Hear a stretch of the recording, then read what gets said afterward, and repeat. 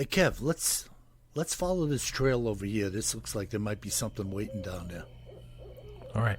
Hey, wait a minute. Do you hear that? Yeah, I thought it was just me. What the heck is that?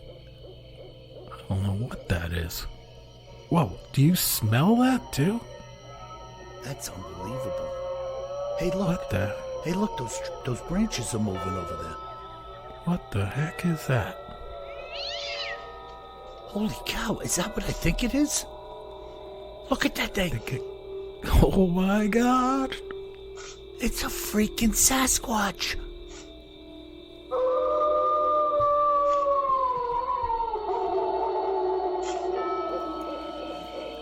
Welcome to the Bigfoot Terror in the Woods Sightings and Encounters podcast. I am your host, W.J. Sheehan, author of the series of books, Bigfoot Terror in the Woods Sightings and Encounters, 12 volumes. Correction, 14 volumes. Correction, 15 volumes. Available in paperback, ebook, Kindle, and Audible format on Amazon, iTunes, and Audible as well. Correction, Book 15, which is just released, Pacific Northwest Edition. The audiobook will be up shortly, and I will advise you when it is. And now, may I introduce you to my brother and co-host, KJ Sheehan. Kev, how are you? Correction. Jeez. Put the whiteout away. I'm doing okay, Bill. We just finished a beautiful fall weekend here in North Carolina. And we went yesterday on Saturday to some barrel racing out in the country. Battle racing? Barrel. Oh, barrel. Okay. Like racing horses around the barrels. Oh, that kind. Okay. I've never seen it before live, and it was super cool, boy. Yeah, and those cowboys and cowgirls can really get the giddy up on when they're doing it, man. That's a perfect way of putting it. Like a lot of these were young ladies, and they would come around that barrel right in front of us and kick that horse, and they'd basically fly up in the air off the horse. You'd think they were going to fall off when this horse took off. Yeah, and they stay tight to those barrels, man. Oh, yeah, they're rubbing the barrels, you know. They are not fooling around. And then they take man. off on that sprint to the finish, and they're like holding on to the horse's mane, basically. You know, holy mackerel. It was awesome. I mean, hats off to all the barrel racers out there.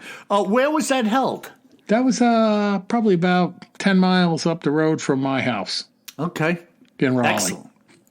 Excellent, man. I love that the country, this little riding arena. And I didn't know what to expect. One of Karen's students is a barrel racer.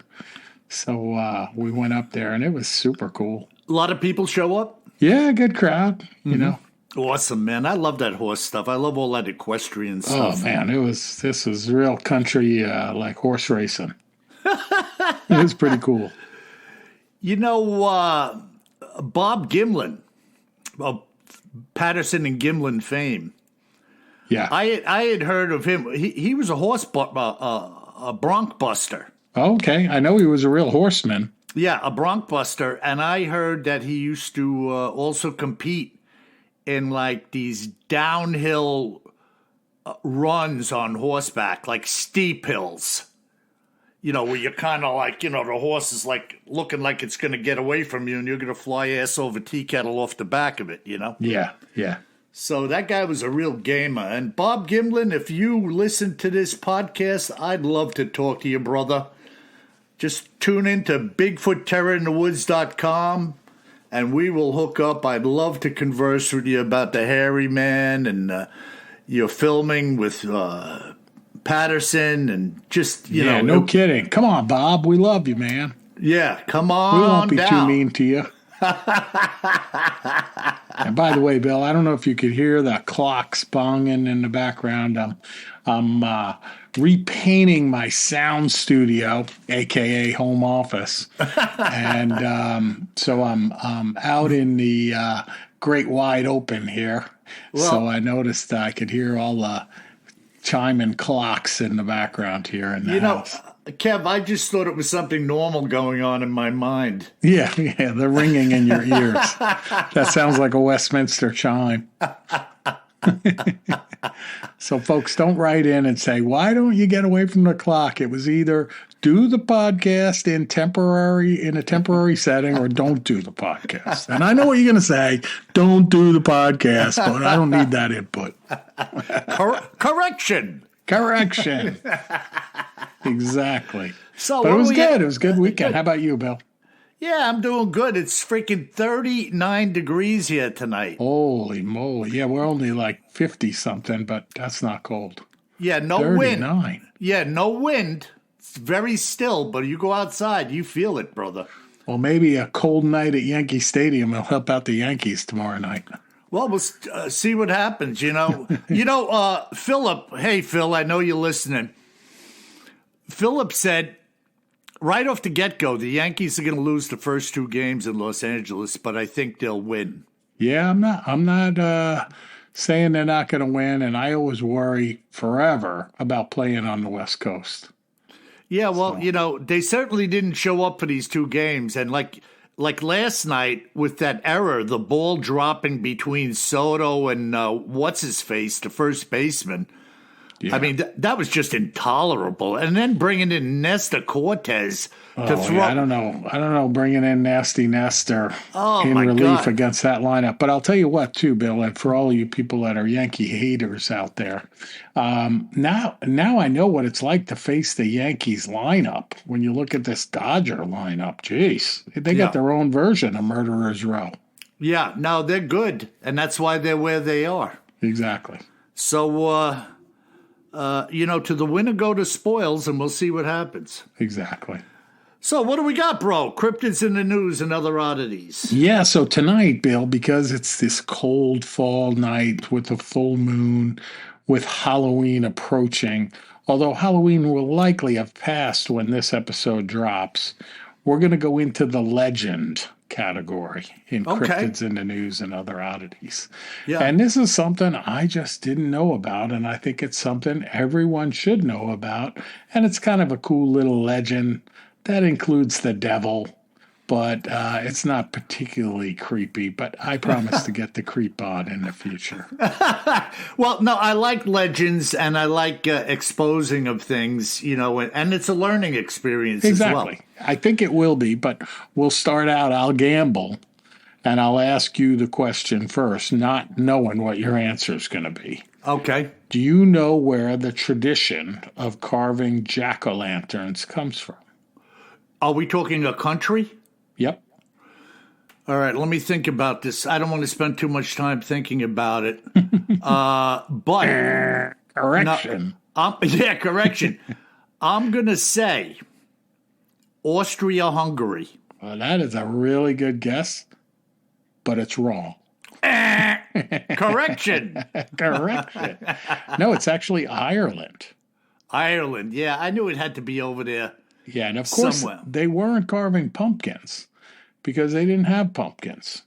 So they had turnips and squash. So the legend is that they started carving large turnips. Wow. And you could get some big turnips. Oh, yeah. Especially in Ireland, my boy. Yeah. They grow the turnips large in Ireland. They do. Aye. Hey, yeah. But so it's pretty cool legend. Now, so you failed the first part of the test, but that's okay. Now, the legend of jack-o'-lanterns comes from the legend of a character whose name is Jack, but he has a descriptor in front of Jack. What do you think that might be? Spring Hill Jack? Not Spring Hill Jack, unfortunately. I love me some Spring Hill Jack. But Spring Hill Jack, not an Irishman, a Brit. I have no idea, Kevin. It's reasonable that you have no idea, by the way. Yeah. His name is Stingy Jack. Stingy Jack. I like him already. I know. So get this. So this legend first appeared in print in the 1800s. about a man named Stingy Jack. Obviously, that was his nickname. Uh-huh. And according to the story, Stingy Jack invited the devil himself to have a drink with him. Boy. You could imagine an Irishman, right? Come on, devil, you're not so bad. Right. Come have an ale with me, unless you're afraid. Unless you're afraid of me, I'll whoop your ass. I'll get my shillelagh here and give you a whooping. You want to arm wrestle your horned fiend? And true to his name, old Stingy Jack didn't want to pay for the drink. So he convinced the devil to turn himself into a coin that Jack could use to buy their drinks. That's freaking strange. I know. It gets stranger, though. Okay. Once the devil changed himself into a coin, Jack, old Stingy Jack, decided to keep the money and put it in his pocket next to a silver cross, which prevented the devil from changing back into his original form. Ah, quite the shyster he was, Stingy Jack. Much like the silver cross that I wear around my neck in case I run into the said goat-headed beast. So Jack eventually freed the devil under the condition that he would not bother Jack for 1 year, and that should Jack die, he would not claim his soul. Well, the next year, after Jack freed the devil, he ran into him again, and he tricked the devil into climbing into a tree to pick an apple. So this Stingy Jack is quite clever. Yeah. And while the devil was up in the tree, Jack carved the sign of the cross into the tree's bark so that the devil could not come down. How do you like them apples? Yeah, literally, how do you like them apples? And eventually, Jack let the devil down after the devil promised Jack not to bother him for 10 more years. Oh, that's interesting. Yeah. Soon after, Jack died. And as the legend goes, God would not allow such an unsavory figure such as Stingy Jack into heaven. Ah. And the devil, upset by the trick that Jack had played on him and keeping his word not to claim his soul, would not allow Jack into hell either. The devil sent Jack off into the dark night with only a burning coal to light his way. Wow. And Jack put the coal into a carved-out turnip and has been roaming the earth with it ever since. Wow. And the Irish began to refer to this ghostly figure as Jack of the Lantern. Wow. And then simply Jack O'Lantern. Wow. Interesting. Interesting. It's pretty cool, right? Very cool. Yeah. I like that, man. Yeah, so then in Ireland and Scotland too, because we're not left out, people began to make their own versions of jack-o'-lanterns by carving scary faces into turnips and placing them into windows or near doors to frighten away Stingy Jack. And putting a candle inside them. Oh, yeah. And they would also count on them to scare away other wandering evil spirits. Like their neighbors. Exactly. In England, large beets were used. That would have to be one big beet. Yeah, but I mean, it's like when you grow pumpkins, right? Some people grow pumpkins and we're all looking for the giant one, and some people have those giant gourds, the 100-pounders and stuff, Yep. So they grow them. They're probably more rare. Well, these days they can hybridize stuff. Yeah, now. But back, so what happened was immigrants from these countries, when they came to the U.S., they brought their vegetable carving traditions with them. Helping change American pumpkin carving from a general autumn pastime to one uniquely associated with Halloween. Oh, isn't that interesting? Isn't that something else? Was there a time of year back then that coincided with the carving of pumpkins, or they just did it when they wanted to? I think they talk about it like it was in the fall. Okay. Like a harvest tradition, like Okay. a lot of these things, even some of the stuff we talked about in the past couple of weeks. Right, because you'd have to have the vegetables available that were necessary to do the carving. Yeah, and people were always worried. Of course, you need the vegetables, and then they were always worried when the change of seasons came and the days got shorter because they knew that, that winter before, maybe they lost a loved one to a sickness. So they associated the shorter days and the colder weather with sickness and death. Wow. Yeah. Incredible, Kev. I mean, what? Stingy Jack. I never heard any of that story before. And when I came across it, I was like, all right, it's not the true creep, but it is interesting. What a great, great, great story. I love that, man. Cool. Good investigation, bro. Wow. Or is it Brolinsky? Bro a lantern. Broalanta. Wow, excellent, Kev. And, before I move into the two accounts I have for tonight, I'd like to give a shout out to a wonderful lady, Bonnie Pitt, who is now widowed. And she's widowed because a good friend of mine and a friend of the podcast, really good bloke, Jonathan Pitt, Bonnie's husband, had passed away about a year ago. And Bonnie had contacted me going back maybe 2 weeks. And she said, Bill, Jonathan would have been 60 today. And he loved you so much, the podcast, talking to you. She said it would be so great, and I know Jonathan would love it, if you do a little tribute to him. So I told her, Bonnie, no problem. And I actually kind of forgot about it last week, Kev, in the midst of our mayhem. And I wrote a little note for myself tonight to give a shout out to Jonathan Pitt. Great guy, real stand-up guy, loved Jesus. We had a lot of conversations. He and Bonnie were both working on this place called Kitimat. I told you about it, Kev. They had like army barracks there. Really nice setup, food, lodging. They had a big aluminum smelting plant there, and now Bonnie showed me pictures. They're building this enormous gas facility, natural gas. They got barges coming in. You wouldn't believe this place. Jonathan showed me pictures of huge bears wandering around the parking lot where they were working with forklifts. And anyways, God bless you, Bonnie. And you know where to get me, and I know where Jonathan is today, so don't you worry, honey. Now, let me move into, excuse me. I got a couple of accounts here tonight, not too lengthy.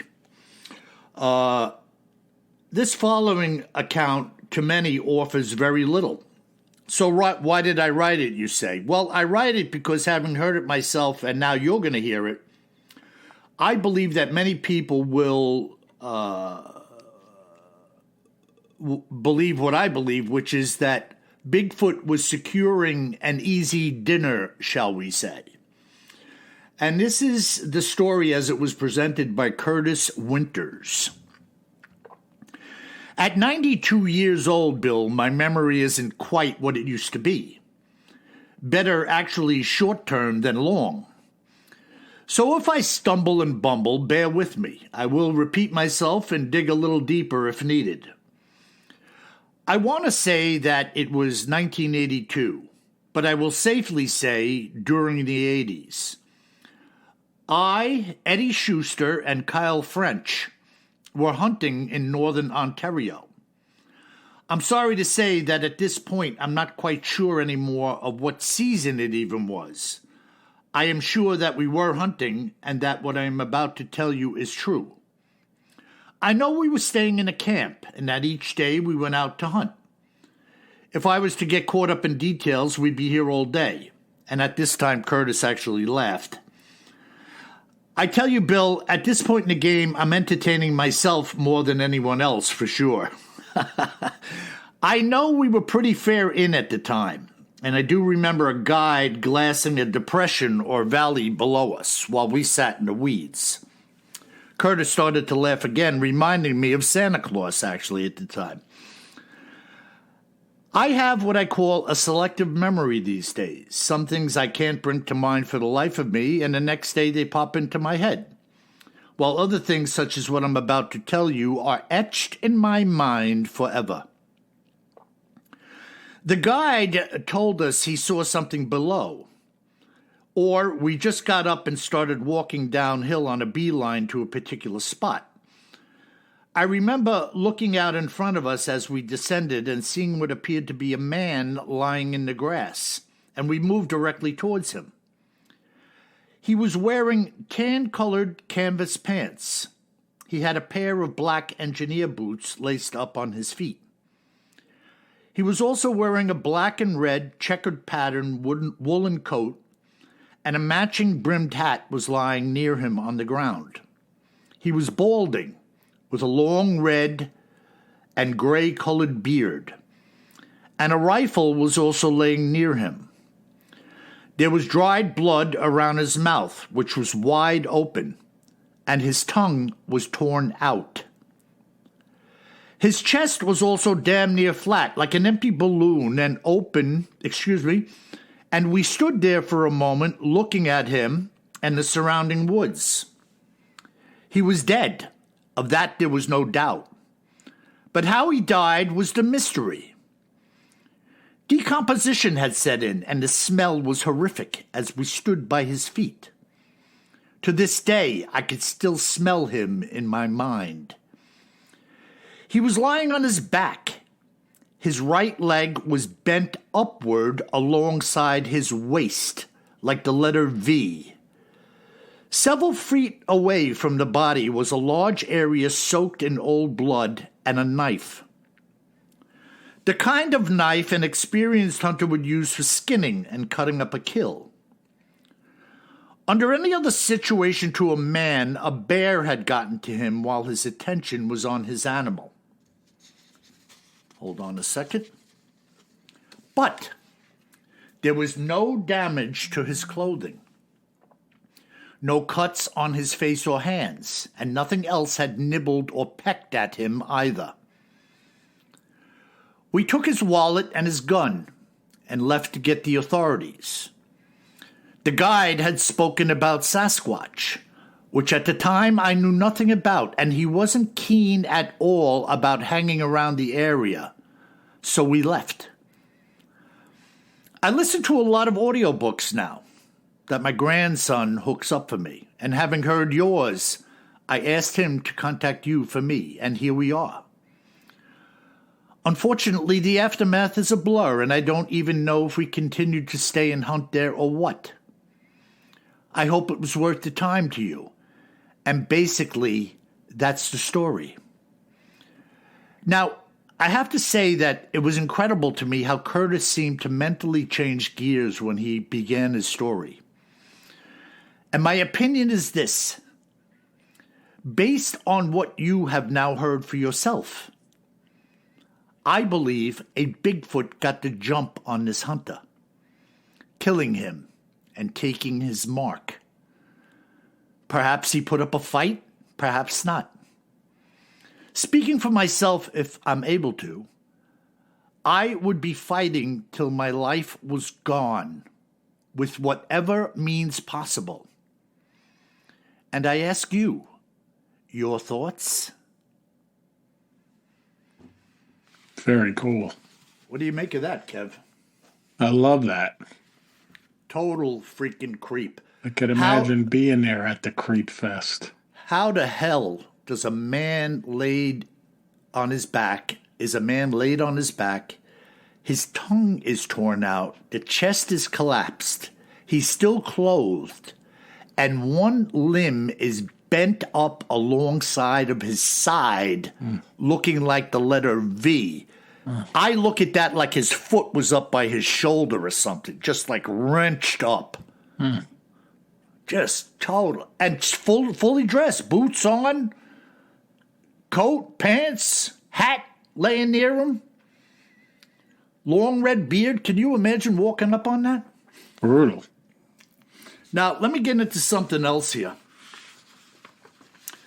This sighting came to me by way of a fellow named Michael Santangelo, a resident of the good state of Texas. This is what Michael and his bride Mary encountered while on a little camp out, Sam Houston style. I think it was 1983, Bill, that I had bartered some fencing work for a man in trade for a Toyota camper that was blowing smoke. This thing was like a little miniature Winnebago. But other than the motor, the box was in excellent shape. I pulled the engine and had a rebuild done, and it was time to take it out for its maiden voyage. I believe it was early September, still pretty warm in these parts, that my wife and I headed over to Sam Houston Park for the weekend with the camper. It was our second night, getting ready to bed down, having hiked around all day, and having come back to the truck with the windows all buttoned up. It was an oven. So we opened the vents and remained outside for an hour while it aired out inside. We were sitting with a Coleman gas lantern burning that was set down on a small folding up table for lighting when we heard a grunt. It got our attention, but that was about it, with my saying it sounded like a pig, and that was pretty much the end of it.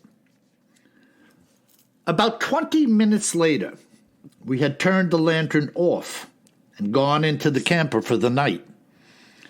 I think it was about 2:30 when my wife said to me, "Honey, wake up." Now looking at her, she said to me, "What is that stink?" I had already smelled it as she was saying it, and it was horrific. I mean, really, really nasty, like passing by an overflowing cesspool in a parking lot. I got up and was peering through the screen, and I couldn't see a thing. So I grabbed my flashlight and stepped out of the door. The stench was so intense, intense, but I neither saw nor heard anything. Mary stepped out behind me, actually pinching her nose as the two of us were now looking around and nothing. We went back inside and were talking to each other about how it smelled like something had died out there. But the smell wasn't there the entire day or early evening. I was exhausted, and I sure was not in the mood for moving at 2:30 in the morning. And stink or no stink, I needed to get some rest. Mary actually covered her head with a towel, and I put one by my nose and mouth to act as a filter, and we fell asleep. I slept like a rock, and Mary not so much. So sometime later, again, Mary wakes me up, this time saying she felt that the truck had rocked a little bit. As I was yet again trying to focus, now being woken up from a sound sleep, she repeated that the truck had rocked as though something pushed it. There was zero wind that night, and we were parked in an open area near the woods. I was shot, but now I realized sleep was not going to be part of the plan for the night, and I got up. Stepping outside again, I relit the lantern and sat by the table. This lantern threw off a substantial amount of illumination, lighting up about a 100-foot diameter around the truck, except for where the body of the truck was blocking it.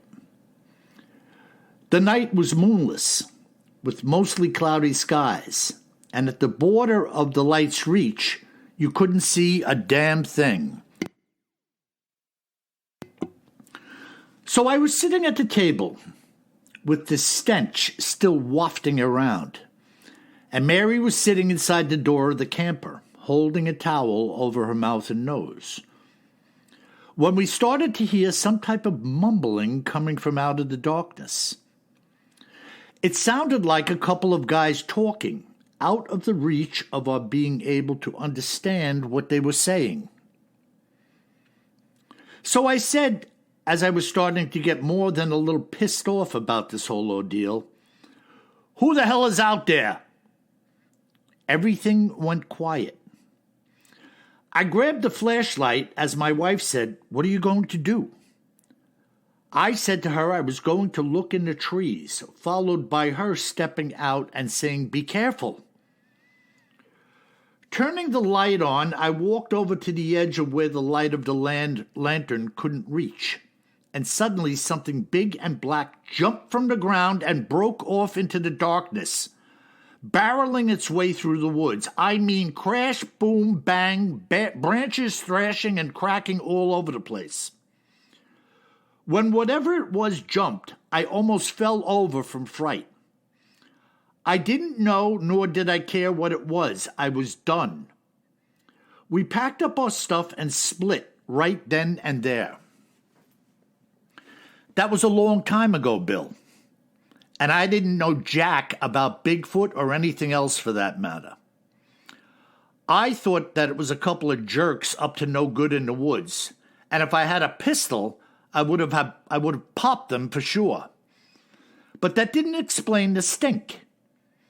Whatever took off sounded big, but to me, I only heard one running, and I thought I had heard two talking. Maybe one stayed put, or the one was jibber-jabbering by itself like a crazy person. I will never know. The woods in there were loaded with deadfall, low branches, and all kinds of crap that you could trip up or poke your eye out with. And this thing was going, gone like it didn't care. Remember, it was a moonless night. Today, I believe it was a Bigfoot, knowing what I know now, but I never saw it. All I heard was the noise while getting the shock of my life as it jumped and took off. Pretty much that's about the extent of it, Bill, and I thought you would want to hear about it. Why it had pushed the camper, if it had done so, is a mystery. Perhaps it had just leaned on it to peek in and the truck moved. I don't know. But why something, anything, could smell that bad is an unknown. If I hadn't been so doggone tired at the time, I would have bailed just from the stink alone. What say ye, my brother? And we hear about that foul, absolutely foul stench again. Yeah, I mean, I'll tell you what, that would terrify me. You know, I camp a lot, Bill, and it's like you hear a grunt. I've woken up to bears in the camp before, and you hear like, and I'm shuffling around. But then if I smelled that stink, that would probably scare me more than the grunt, knowing what I know now about these creatures. Well, I've had a couple of people, one in particular, I know we'll get to that eventually, that had a Bigfoot pass right by him while he was undercover. And he saw it from the rear view. And he said that this thing's butt was like crusted with chunks of like feces, like unclean. Yep. And, you know, you just walk around with feces packed on your butt, you're going to stink. You're gonna have some stank. Yeah, you're going to be stankowitz.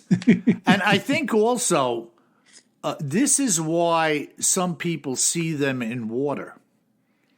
It's quite possible, like even birds in my bird bath, that Take they a little made. bath to get the stank off. Yeah, and to get bugs off. And I mean, after all your friends start saying, "Hey, stanky, go take a bath." I take a shower once a week, whether I need it or not. I got to get the vermin off my body. I just stand out in the rain once in a while. Naked. I don't need no soap. I don't need no soap. I'm a dope. So there you have it, bro. Two excellent accounts. And the diversity and the variety of things that come in is just off the charts, overwhelming at times. Mm-hmm. And, it's left up to us what we think of it and what we make of it. Some people say BS. Okay, good for you. Yeah. Some people say, I've heard that before. Many times before, in my case. So there are patterns and there are things going on that develop a portfolio, if you will, like you were looking for a serial killer and you got all kinds of things pinned up on your bulletin board at police headquarters. Mm-hmm. My opinion is that there's something going on out there, and that exactly what all the particulars are, I'm no expert. I'm kind of just thinking about it like all of our listeners are, and you are, Kev. Yeah. What exactly is going on with this creature? It's a real puzzler and a mind boggler. No doubt about it. Yep. Good stuff. Yeah. So, what do we have in our listener mail tonight, my brother? And good stank, too. Good stank, bro. Yeah, so in listener mail, first one comes in, and he writes, I won't say what his name is, as you'll see why. Uh-huh. Please don't use my real name. Well, that says it right there. I'm originally from the mountains of southwestern Virginia, and now I live in the Piedmont of North Carolina. Okay. And so do I, Mr. Nameless. Yes. I have a really interesting account from 1998. I was beyond skeptic. I was one who poked fun at people when they said they'd seen Bigfoot. My buddy told me him and his ex-wife saw one on the highway coming into my hometown. I laughed in his face. My uncle said he saw two walk across his field, and I laughed in his face. My brother said he seen something looking into our bedroom window that was 9 feet off the ground and on a slope. And I laughed at him. Mm-hmm. All that changed the opening day of rifle season in 1998. Okay. I saw what I can only describe as a 7 to 8 foot mama Bigfoot and her young one. I have a video/audio of something howling behind my cousin's house nearby, which is the same house I grew up in and the same property where I was hunting in 1998. Mm-hmm. The audio video was taken 2 weeks ago. I'd love to talk to you about these accounts and a few more that have happened over the past few years. Thanks, Hillbilly in North Carolina. Kev, when we get off the air, you have that email in front of you, right? Yep. Obviously. Is the phone number still attached to it? I have to go back and look. Okay. Let's just make a point of that. Yeah. I may have overlooked that, and I definitely want to call this guy up. Yeah.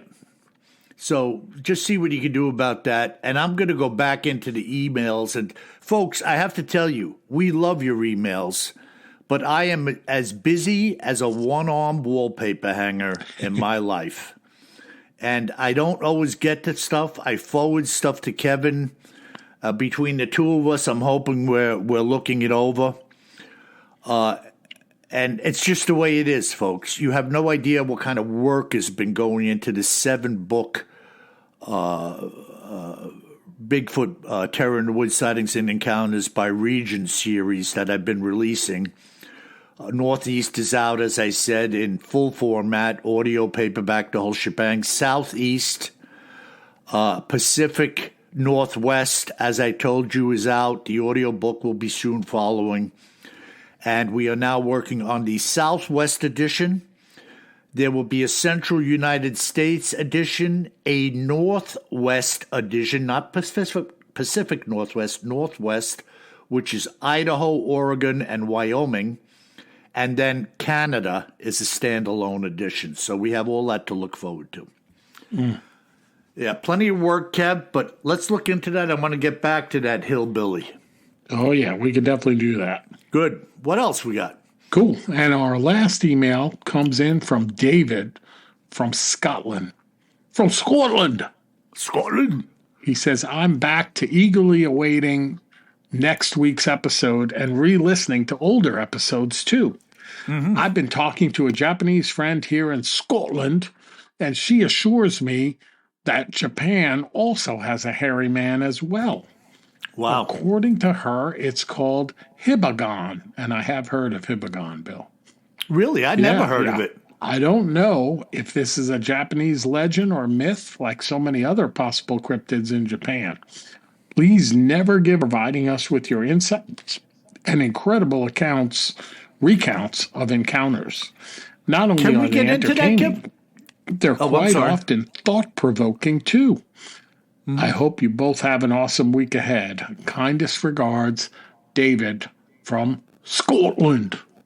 Wow. Sorry about cutting in on you. I thought you were done with that, that line. Can we check into this Hibagon? Yeah, absolutely. Okay, yeah, we'll take a look at it. Hibagon is on the list. Yeah, see if it's worth looking into, you know? But it's amazing, isn't it? Fantastic. Superstition, BS, whatever. We try to bring whatever we can to the table. Anything that we find interesting, whether we believe it or not, we bring it out there and we leave it in your hands and in your mind to think about, juggle it around, make a decision of your own as to what you think, because everybody's opinion is different. And I have mine, Kevin has his, you have yours, and that's what we're about. Excellent, Kev, excellent. Good deal. Yeah, I really dug on that Jack-o'-lantern. Exactly. From Stingy Jack in Ireland. Exactly. Wow, that was cool. And remember, folks, leave us 5 stars on the podcast, 5 stars on the books and audio books. Yeah, we need a couple of more 5-star reviews. We had a couple of knuckleheads give us a 1-star review last week because they didn't like two brothers talking to one another. Great. Isn't that nice? Yeah, I'd say a couple of things to them, but I'm not going to do it on the microphone. But seriously, folks, give us some 5-star reviews. If you like what we're cooking, and if you don't like it, don't leave any review.